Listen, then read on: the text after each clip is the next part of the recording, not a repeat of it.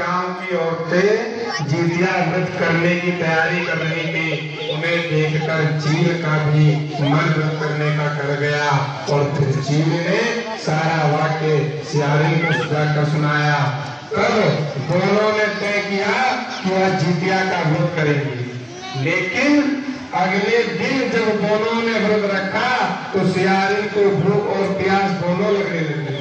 सियारिन जो थी वह भूख और प्यास से व्याकुल इधर उधर घूमने लगी।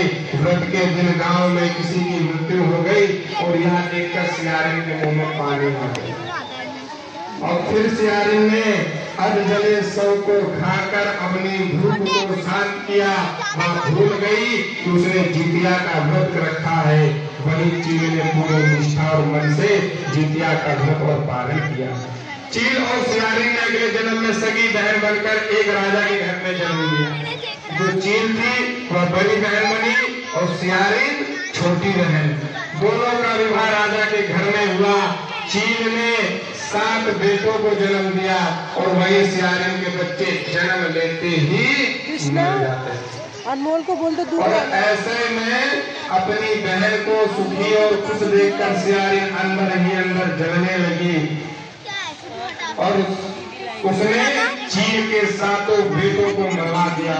सियारिन के 7 बेटों के सिर कटवाकर उन्हें चील के घर। और जब यह सब देखकर भगवान जीवत वाहन ने मिट्टी से 7 भाइयों के सिर बनाए और सभी के सिरों को उसके धड़ से जोड़कर उस पर अमृत छिड़ककर उन्हें जीवित कर दिया।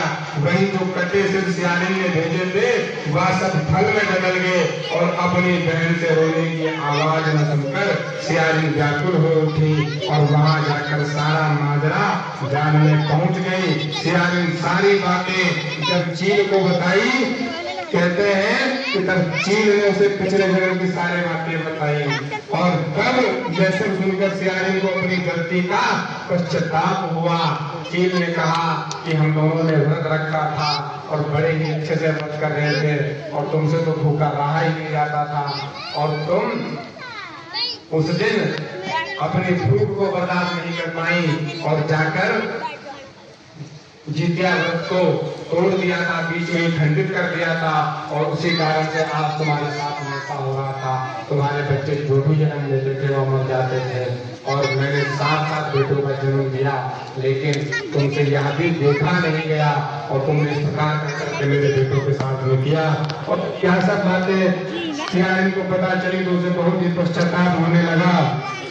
इसके बाद चील सियारिन को उसी पेड़ के पास ले गई और भगवान जीवित वाहन की कृपा से जैसे ही सियारिन ने पेड़ को देखा और उस पेड़ को देखते ही उनको सारी बातें याद आ गई। इससे सियारिन इतनी दुखी हो गई कि उसकी मौत उसी पेड़ के पास हो गई। राजा को जब इस बात की जानकारी मिली तब उन्होंने सियारिन का दाह संस्कार उसी पेड़ के पास कर दिया। प्रेम से बोलिए श्री जी भगवान की जय।